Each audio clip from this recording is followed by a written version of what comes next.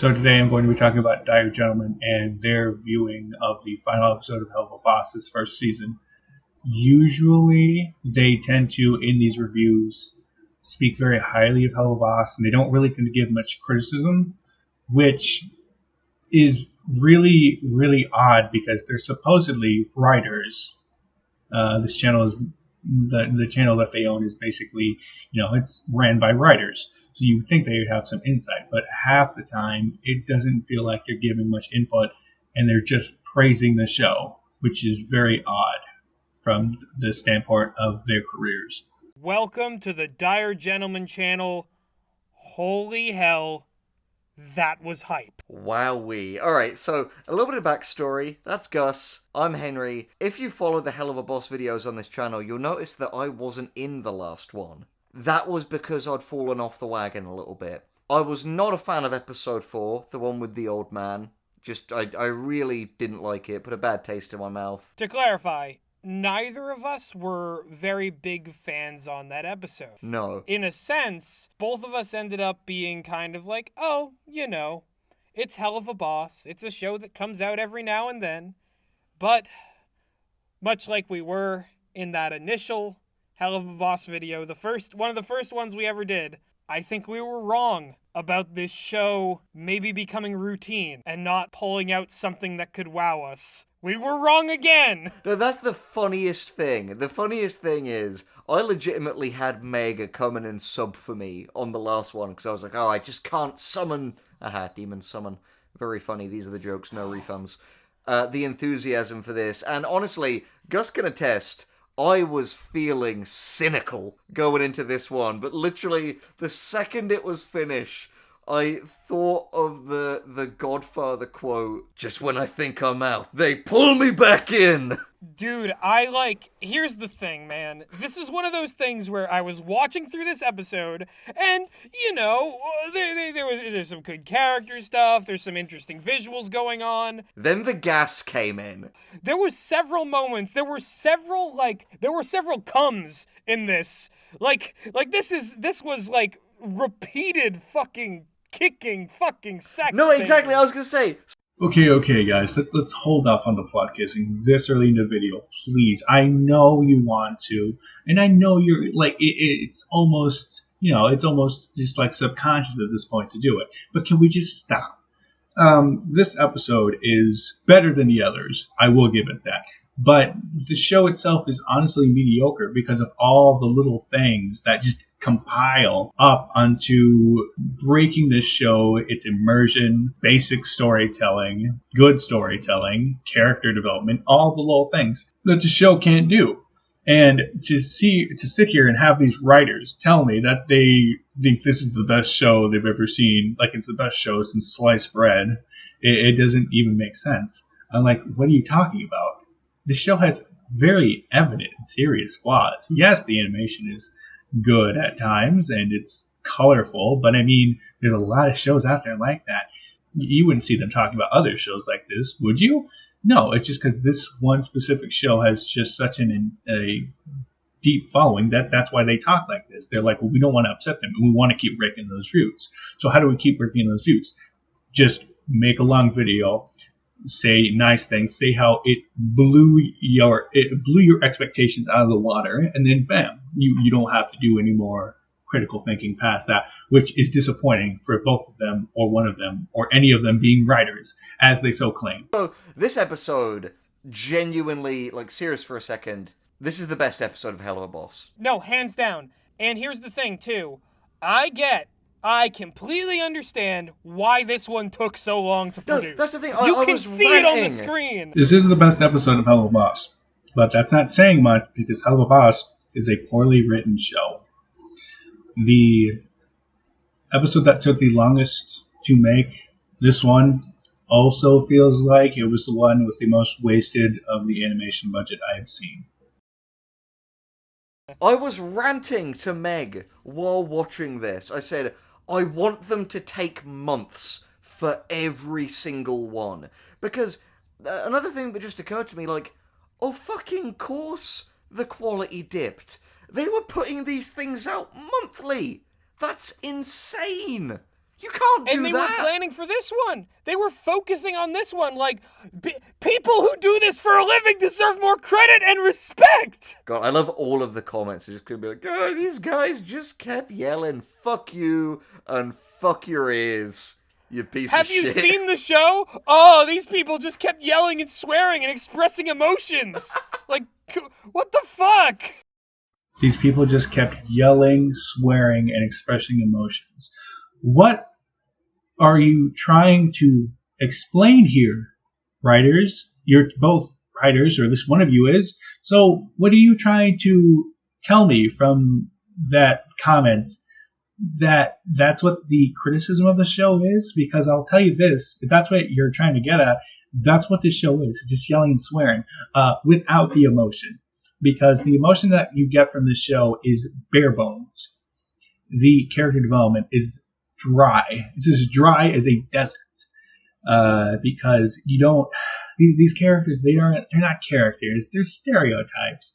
They're the most cookie cutter characters I've ever seen. When it comes to like any sort of indie projects, they don't have anything that goes along with them. They don't have any sort of like struggles, or if they do, it's very minute. Like, oh, no one likes me because I'm a terrible character. Blitzo is who I'm talking about.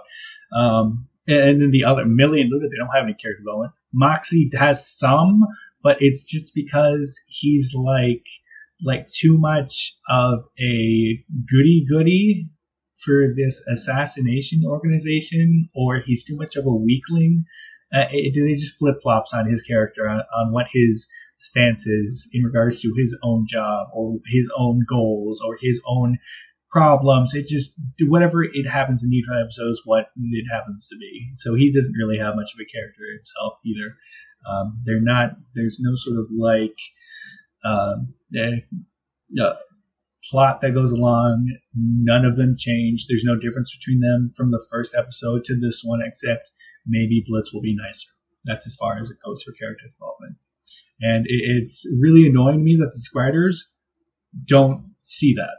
They just think this show is awesome in every way, and if you don't believe that, well, you're wrong. And it doesn't really bring much to a discussion, and it's really disappointing that this is the stance that they take on it.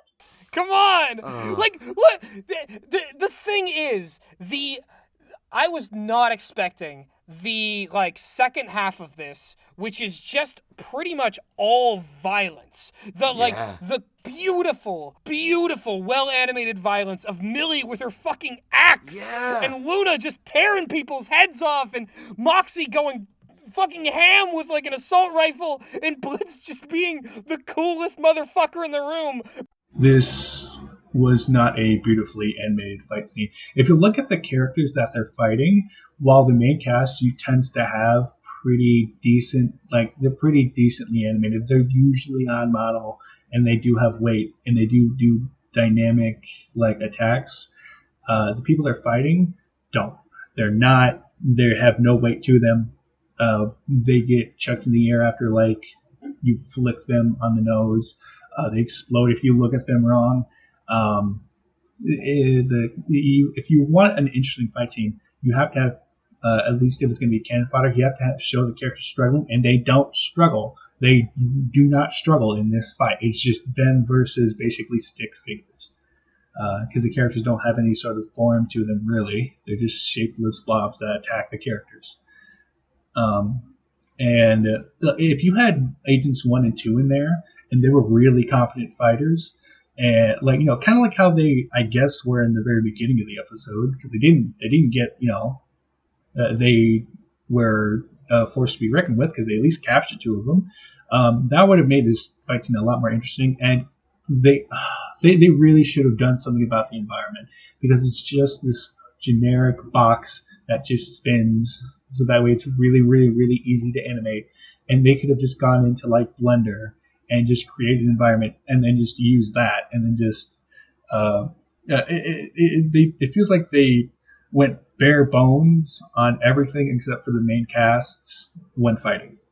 Everything else was lackluster, which makes this fight scene lackluster, because only 1/4 of it, the character animation, the main cast, the enemy animation, the environment, and the plot, like you only got one of the four.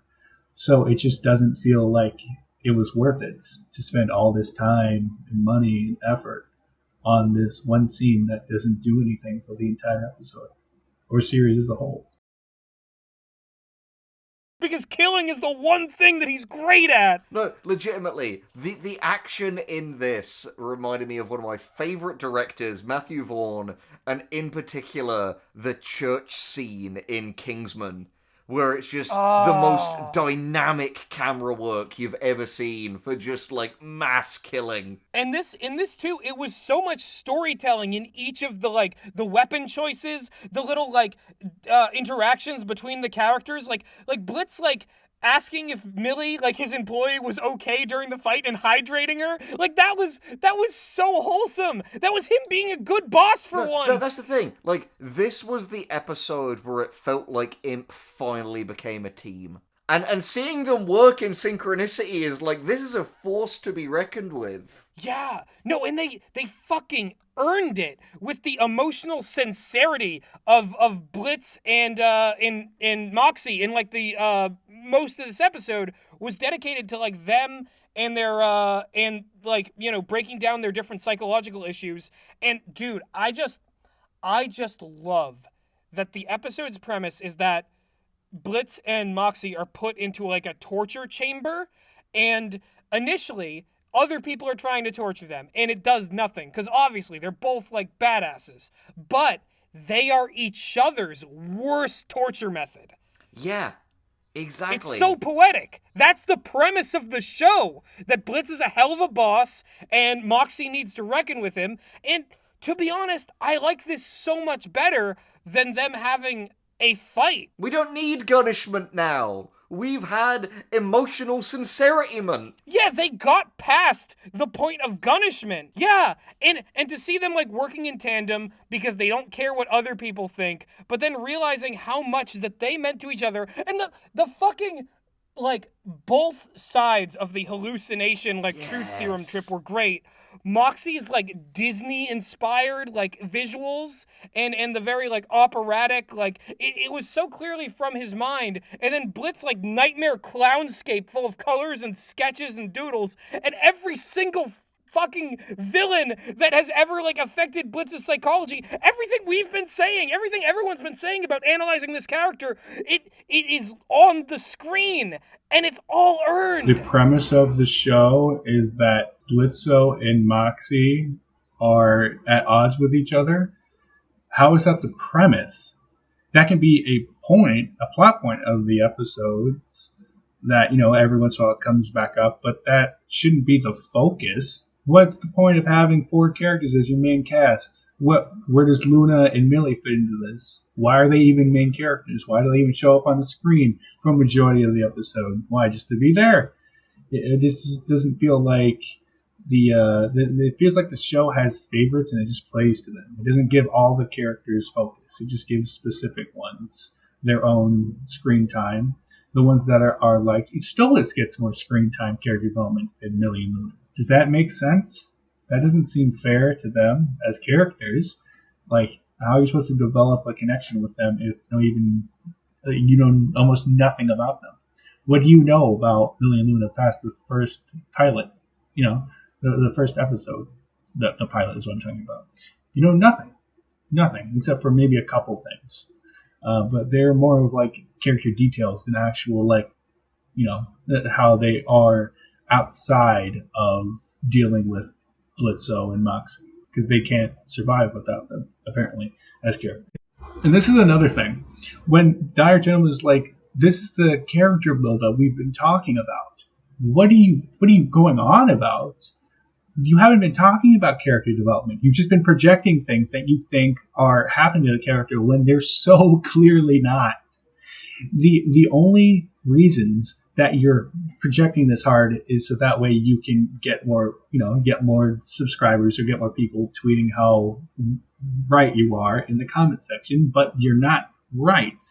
You're not looking at these characters as they are. You're looking at them how you think they are, when the writing doesn't follow with your theories.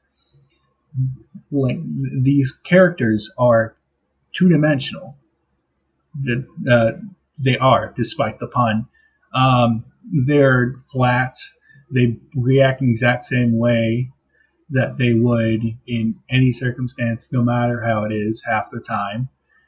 And whenever they're emotional, if they are being emotional, it only lasts for maybe a couple seconds. Like with Millie was crying when the portal was uh, taken away to the other side, or like throughout this episode, where at the very end, Blitzer just walks on Moxie again. So it's almost like the character development. If it's there, it doesn't stay, and however long it's there, it usually doesn't. It either it's lasts long or it's drawn out. This episode somehow managed to have both a drawn out scene of character development that really was about almost nothing. It was about, oh, he's just a terrible human being. Yeah, demon, whatever Blitz is. He's a terrible character, and he needs to change that. But from the looks of it, from how the writing goes, it doesn't look like he's going to stay changed, or he's going to, like, his character is going to be like ever so slightly less of a terrible, character. And that doesn't really seem like that. That's very weak writing to just have everything be resolved in just one episode when there was almost no build up to it. Yeah, none of this character development is really earned from just one episode. I've got to. All right, I've got to talk. I've got to talk about these. All right, so something we often like to do on this channel in talking about like popular hot button media, Helluva Boss, is also give people opportunities to go and discover other great pieces of media that were influences on it. Like, there's been a lot of discussion of the influence on Rango, a wonderfully underrated and strange animated film on the previous episode, because I saw on Twitter one of the animators said that the rattlesnake from Rango was one of the big inspirations for Striker, along with Angel Eyes, who was the villain played by Lee Van Cleef from the film The Good, the Bad, and the Ugly, an iconic spaghetti western. But in this episode, so we not only have the wonderful, as you said, the like very Disney, the specific homage to like Phantom of the Opera going into like Moxie's theater kid background, but what I fucking love about the Blitz one, in my opinion, in both what it's doing and the way it decided to do it, this is an amazing homage to Jared Scarf and what's his name, Roger Waters, and Alan Parks as well. The Trial from Pink Floyd's The Wall, because much like The Trial, it is like a hellscape where the main character is like reduced to this like representation of himself that he's ashamed of. In the original The Trial music video, Pink is reduced to like a rag doll who is at the mercy of these different influences in his life, and in here Blitz is reduced to just a clown, which is obviously an homage to these elements of his past that he's ashamed of. And much like the schoolmaster, his mother, the barrister, and his ex-wife and the judge, of course, in Pink Floyd's The Trial, come as these like terrifying metaphorical gooey monsters. We have this exact same thing with these people from Blitz's past, which is to say Verosica, Fizzaroli, Striker, and of course Stolas. And honestly, it's made me just really want to rewatch The Wall, because Blitz is literally Pink from The Wall. He is a guy who has had experiences in his life that have caused him to put up defensive barriers, which is literally what the very wall is.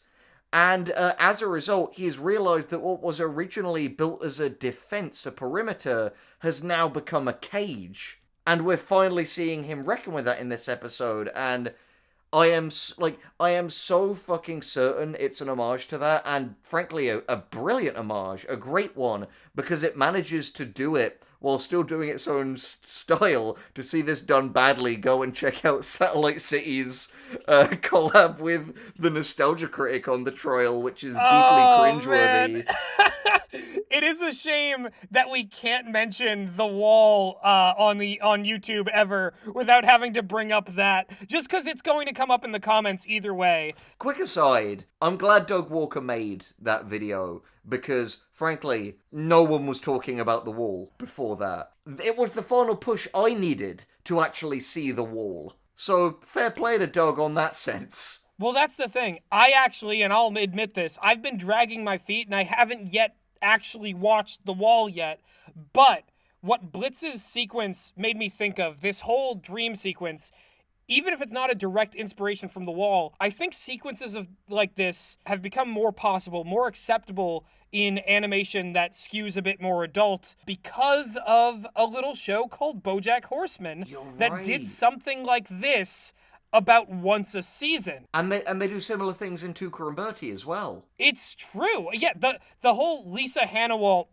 Animal Universe canon is a perfect sort of reference point for things like this happening, because to an extent the imps, they're not any direct animal, but they are like weird animated creatures, and they are experiencing their emotions both really strong, but now in this way, in this episode, in a way that, like, they can't bottle it up anymore. This psychedelic trip that, honestly, Vivzy Pop's animation style is perfectly, like, able to capture. Yeah, exactly, because again, Vivian Madrano cut her teeth creating music videos. And as a result, she's wonderful, her and her team, of course, because obviously no person is an island, and all of the wonderful people who made this. Lots of people very sorry animate, that I don't have all their names committed to memory, Storyboarders. but I'm just a man. I'm not perfect. But the fact that they worked on initially, like, music videos, animated music videos in particular, are often, when done well, the purest synchronicity of storytelling through visual and sound, like, combined. This is something that really annoys me about Diregentleman's channel. It really, really annoys me because they, like they said, they do this a lot where they'll reference a piece of media and then they'll say like Helluva boxes in terms of referencing on par with that media, which is just not the case. The writing in Helluva Boss is not, it's not there. It is at best decent, and at worst it's very underwhelming because plot points, they don't have plot points, or if they do have plot points, they get resolved like in the most bare bones ways. Emotional character development is just usually like half-heartedly attempted, or if it is attempted in a way that could be, thought of as pretty well done, it doesn't last long, or it's just gone by the next episode. And the plots usually don't have anything to go for them. This whole episode was based on a dream sequence. It was a dream episode. The characters didn't even interact with the other characters. They interacted with dream versions of them. So the plot was basically just all in their heads, and it wasn't even them interacting with the other character to make them feel that they should have been better to them. It was just like basically just them getting overdosed with chemicals and then just projecting what should have actually happened in the show in their own minds. Like, this should have been a plot point that went from episode to episode where Moxie and Blitz realize that their relationship is toxic and that they can't go on like this. There should have been stakes, but there were no stakes because it was all in their heads. And that's really infuriating that when they go and Diregentleman tries to explain how it's up here while another piece of media, like Doug Walker's, whatever that video was, which it does look awful, is so far below. When Helluva Boss itself does have critical mistakes that keep it from being a really good show. And you see that in those same things, like the fucking, like, metaphorically speaking, camera work in this episode is off the goddamn chain. And it's so nice because everyone got to be useful. We got like I said, Luna and Millie forming the like cool girl gang and doing infiltration and murders. We got like Blitz and Mox finally kind of reconciling with all the stuff we were just geeking about. We get Stolas gets to be a cool heroic dude at the end that again I feel really validates a lot of the stuff we said in our video essay. This is the part that really annoys me because they keep bringing stuff up, like the speculation that they've been spoon feeding the community and saying as if it's correct. No, it's not. You're just making stuff up to pad out the runtime of your videos. The suggestion that all the characters got to shine, like Stolas and Millie and Luna, aside Stolas's entrance, is just not true. The only ones that got to shine were Moxie and Blitzo. Everyone else was just basically a background character until they were needed for the fight or the end for the resolution. That was it. About Blitz and Stolas. Yes! Oh my god, their little conversation at the end where, like, Blitz is just like, you know, he's like, yeah, I'm gonna fuck your brains out tonight. And Stolas wants to be submissive and they make out. Like, it's everything. It, like, really solidifies the actual dynamic of that relationship. Like, everything we've been seeing in those previous episodes, it's clear that they actually have a connection. Yeah. That there's something more there than this fucking book. That they genuinely might love each other. So just because you're constantly banging someone and you're lusting over them, that doesn't mean that they're in love. I don't really know where you get that what they have is a healthy relationship. They don't do anything other than just have sex. That's all they do. Yeah, go watch our fucking video on that. We were right, you were wrong. Suck my dick, like, comment, and subscribe. Yeah. There is so much that can be said. It's an episode that's difficult to speak about in a structured way because it will inevitably just roll into, dude, do you remember that bit when this happened? And then when this happened? Oh, it was fucking awesome, man. Like, it's really hard to have the kind of, like, you know, again, I feel like I'm letting my species, the English, down by not being able to summon up the, like, detached, like, academic, yes, I think if you look at this, Well, here's the thing. I can do what all, like, you know, YouTubers do when we're struggling for, like, you know, specific things to say about it. we can lash out at another YouTuber. Well, that's funny because you see, I can both tell you how poor of a review it is, which is a very poor review, especially from writers, and then also go into the plot of the show, of the episode, not show. Basically, gang is escaping. Gang gets captured. I mean, Blitzo and Moxie get captured. The girls escape. They then are interrogated. The truth gas is then used, which if they already had that, why didn't they use it in the first place? I don't know. And then they go through the dream sequence. Girls, a second later, bust in to save them and are then rolling through the facility trying to find wherever they're located. They then bust out of their bonds. The girls come in and find them. They all then proceed to kill a bunch of the agents, stick figures, whatever they want to call themselves. And then Agent 1 and 2 then start to actually win for some reason, despite the fact they're outnumbered. And then Stolas comes in, saves them because he's a Deus Ex Machina in this episode, and then they all escape. That's it. That was the episode. Surprising how easy it was to summarize because not much happened. No, well, you know, but we'll save that for if we're really desperate for relevancy. That's the last resort. Yeah, exactly. But I was gonna make a like generalized comparison to a piece of media that like is not relevant anymore and doesn't need to be compared to this. But the whole back-to-back Blitz and Moxie tied up thing reminded me so much of that one episode of Firefly when Wash and Mal are tied up back-to-back, and what that episode kind of ends up doing that this episode avoided is that they made Wash this kind of like wimpy, pathetic boy who's cooler because Mal's around, and they made Mal this like, unflappable badass that Wash has to like keep up with. In this, Mox and Blitz, their strengths both get to show, and it's clear that even though there's a boss and employee relationship, they are equals. They are equals in the narrative, they're equally important characters, and their needs are both valid. It's not a matter of one of them needing to suck it up, it's a matter of both of them needing to suck it up for themselves and help their friend. What on earth are you talking about?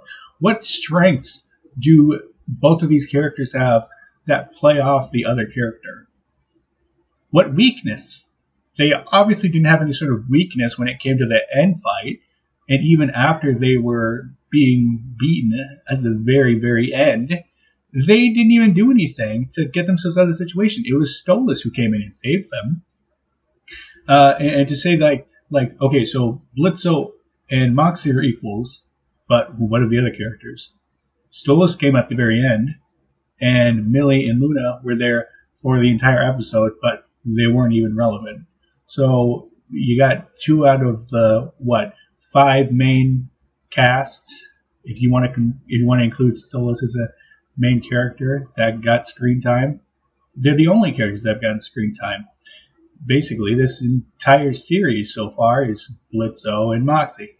No one else has really.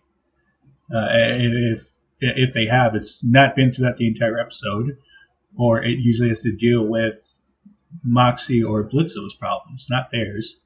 Yeah, I've got to say, I'm so disappointed you referenced Firefly because I immediately thought of another Fly-related thing, the Fly episode of Breaking Bad. I mean, But the thing is, I said to Meg, this is a great example of a bottle episode done right. Helluva Boss, a show for all of its strengths, is also a show that's needed to take its Prozac for a while now. And having an episode where they were allowed to get a little bit more talky it has, I think, addressed a lot of what I think is the longest held issue that this show has had consistently, which I think is pacing. yeah, it's true. It's true. Because it's clear that Brandon Rogers and Vivian Madrano are both people who they have these very quick fire brains that go like bang, bang, bang, bang, things like that, and that can really benefit some sequences, but other times it can be like, okay, Jesus Christ, give us a fucking breather. Like, that's definitely something where, like, again, episode 4, which is the worst episode of them all, that's another thing where it very much just feels like a bunch of skits. That was the biggest thing about that, is that it did not have like a set story. Like in all the other ones, like 5 and 3 and 1, there was like a clear story, even with subplots. 4 is kind of like a complete, it's so different from the rest that someone could conclude that they dislike Helluva Boss as a whole, looking solely at that episode. Oh wow! Oh, I'm honestly impressed. I would clap if it wouldn't break my microphone right now. That they actually have criticism. I mean, yeah, they say that it's alleviated by the end of the episode, so thank God for that. So now the show's just flawless. But the pacing is not the only issue. The pacing is just a part of the issue because it seems like they have all these things they want to do in the show, but one of the things they don't feel like doing is actually fleshing the world out and the characters. And it's just frustrating to see you've got all of these characters, all these wonderful designs, and the only thing that usually comes out of their mouth is an insult or a swear. That's it. That's really not the best writing. It can be funny sometimes, but that seems like all the writing consists of half the time. It's not usually any sort of emotional dialogue. The only one I can think of would probably be Lululand, and even then they managed to mess that up because they didn't stick to it. The plot just went everywhere. It just went in circles until it finally ended with them just with Stolas carrying his daughter out after they cried over a nothing conversation where nothing meaningful was really said or reconciled. So yeah. The pacing is not the only issue. It is one of many issues with the show. Yeah. Which is unfortunate But if you take it and you compare it to this is what the show's intended to be.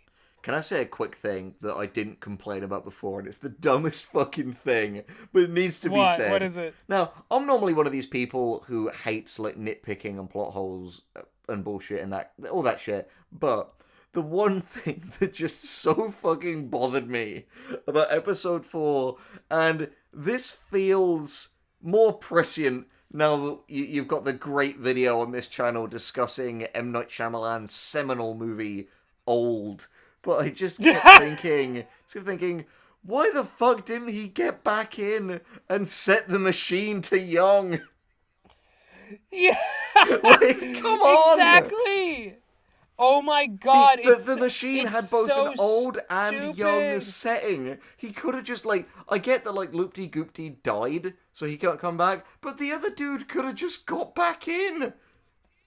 Yeah, there was no point for the, like, way that Loopty-Goopty and this other guy got into hell to be that convoluted and to feel like such important lore to understand it. Like, that was the other thing. Loopty-Goopty and this other guy being these, like, crazy inventor types who, like, have, like, bizarre Earth technology. It feels like what Blake Snyder calls the double mumbo-jumbo, where you've got your hell and your demons, and then I guess you've also got, like, weird superhero-style, like, high-tech people, and they feel like two separate premises that when you put them together, it just makes the episode and the premise feel crowded. Whereas, with this, the government agency, because we already know about hell, they don't feel like they're actually being taken that seriously. And there's even that line about, like, why do we always use weapons from the Edo period? Because it's badass. Oh, you're right. The comedy was on point in this episode. Wow, I'm honestly impressed. They actually have two forms of criticism towards Helluva Boss. It's really amazing. I'm so proud. These guys are writers. Probably the reason that the guy didn't want to use the de-agifier again is because his friend died, and he's like, well, obviously the machine doesn't work the way we intend it to, so if we use it again, I could end up dying. So that's why I'm not going to give them much praise on this form of criticism. And also, the very fact that they come back as robots, and it not fitting in the art style, well, it does fit in the art style. And the reason that it does is because the art style doesn't seem to have much in the way of, like, concrete rules. If they remember, there's literally a guy in there with a TV for a head and a radio demon. So apparently, being electronic people is also a part of hell. So, yeah. They are somehow both wrong in this criticism as well. Excellent.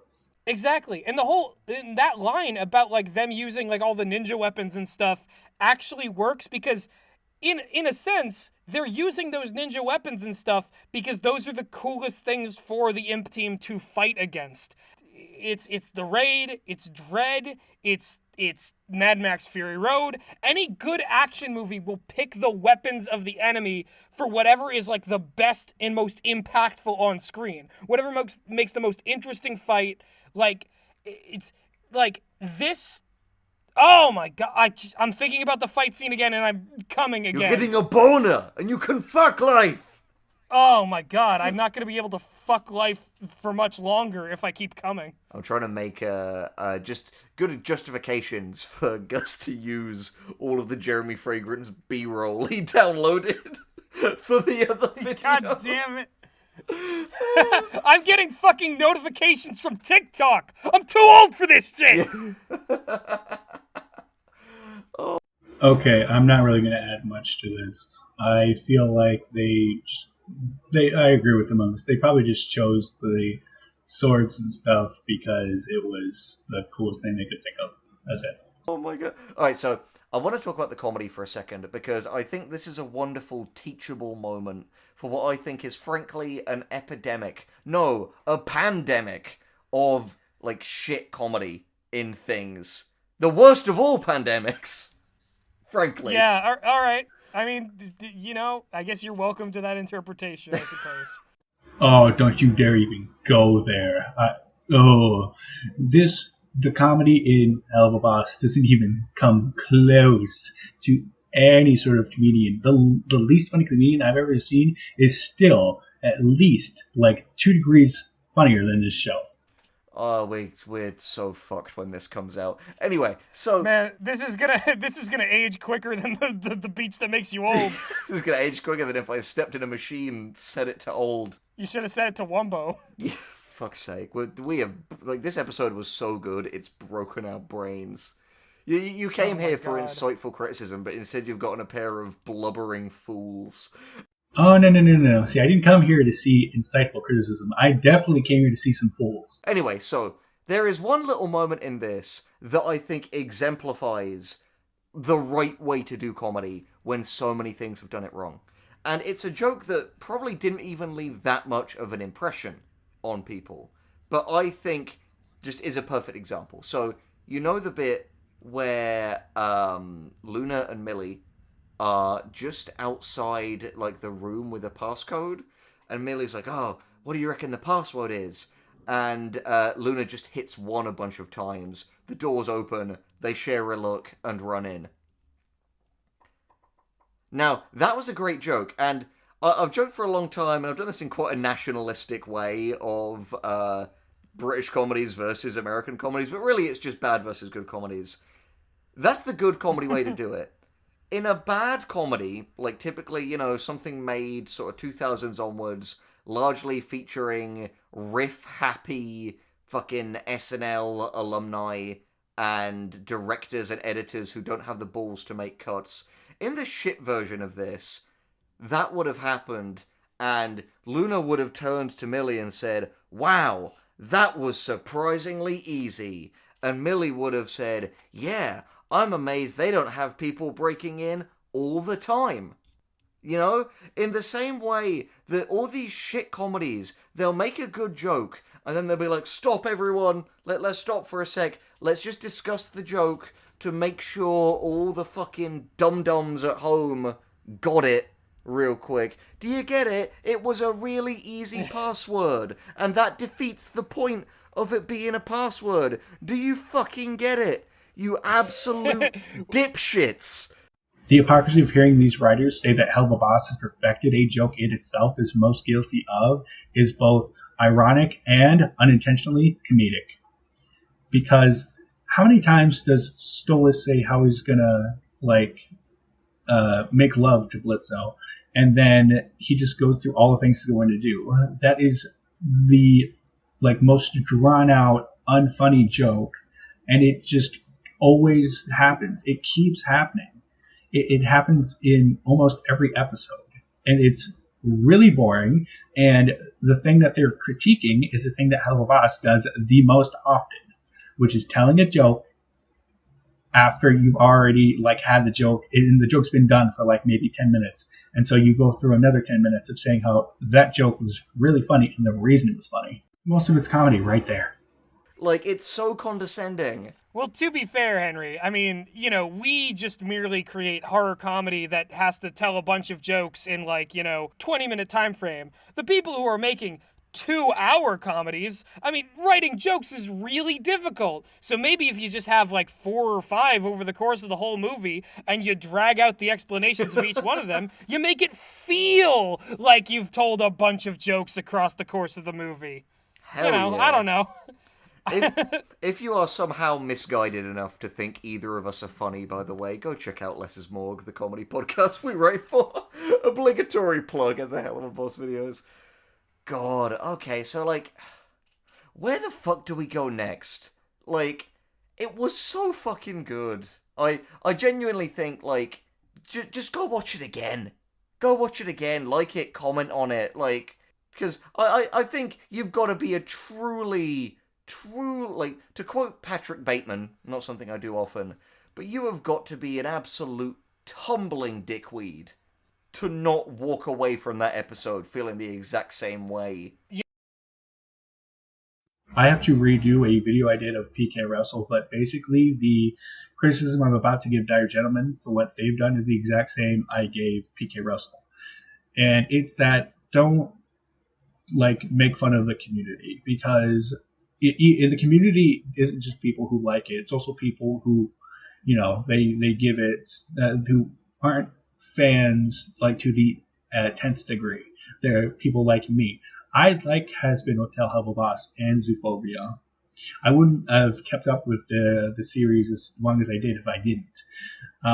I like these shows. They're just something that you just turn your brain off and just watch. They're not anything deep. They're just shows.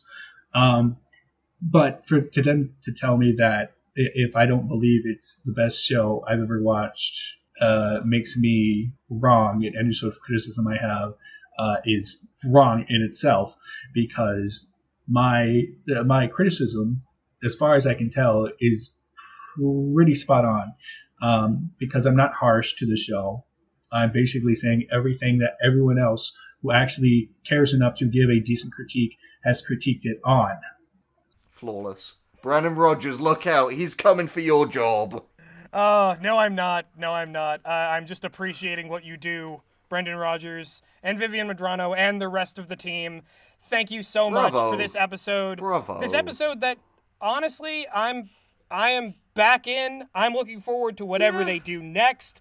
I think that a lot of the, flaws or issues that, I thought I was having with the show kind of got remedied by this episode, because I know they can go there. Now, we could say, some cynical people might say, oh, this is going to be the new Lululand. Everyone's going to think every episode's going to be like this. It's going to, this is going to be the bar everything has to climb to. But they'd fail to realize that this put the bar higher than Lululand. Yeah. And that means that the bar can be raised or laterally moved or waved in the air like a fucking baton that signals, da da da da da da. This is a good fucking show. Yeah, holy shit. I know people don't like, when people get enthusiastic and unironically happy about things on the internet, but fuck it. That's this channel. Yeah, no, you're getting what you clicked on. If you got a problem with it, fuck it and fuck you. And if you think we're mean or whatever for saying that, go fucking cry about it. Make a reaction video. Who fucking gives a shit? Enjoy life. Enjoy life. Be like us. These are writers, and they have the take on criticism that if you also don't enjoy this show, well, then just go cry about it, and you're wrong. And I just feel like, what kind of opinion is that? You're writers? You don't ever have anyone come up to you and hear what they have to say about your work? You don't have an editor that comes up to you and is like, guys, I feel like whatever you have, apparently you write horror comedies, but you don't have anyone that ever comes up to you and be like, I feel like this scene could use some work, guys.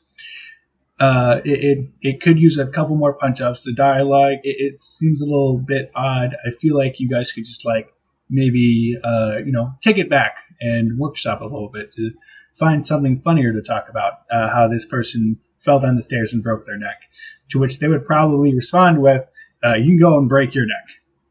And that's probably about as much criticism as they would be able to take before they just started cursing at the guy. That's what I'm taking away from their ability to deal with other people having an opinion about a show that is basically just mediocre. It's got good animation and good voice acting, but the dialogue itself just doesn't hold up. Simple as that. All right, everyone. Hopefully, we'll make another one of these in several months, because I want them to give them enough time to bake, like this one. Basically, at the end, they just said to comment just dumb thing in the comments, and then what they would end up doing for videos in the near future. But I will agree with them that the show should, be worked on for a couple months to let everything kind of settle in. And again, I'm going to say this, it has to do with the writing. It's pretty much always the writing. It is quite nearly always the writing in the show that just makes me want to bang my head against a table, because it could be good. This episode is the best episode of Helluva, and it shows that if they really spend a couple months on it, that the writing could be, well, not good it could be decent. And maybe they could hire on more professional writers, certainly not these two, to actually make an episode that is both emotional and it also has comedy in it. They need to find that really good middle ground of jokes that are actually funny and then dialogue that makes actually care about the characters. And I also give Millie and Luna some extra screen time because that's really not cool. They deserve screen time. But basically, for right now, I'm now always working on my projects, my animated series, and maybe I'll have Diregentleman talk about them one day. Oh, wouldn't that be something? Okay. Anyways, thanks everyone for watching. If you got to this far, have a good one.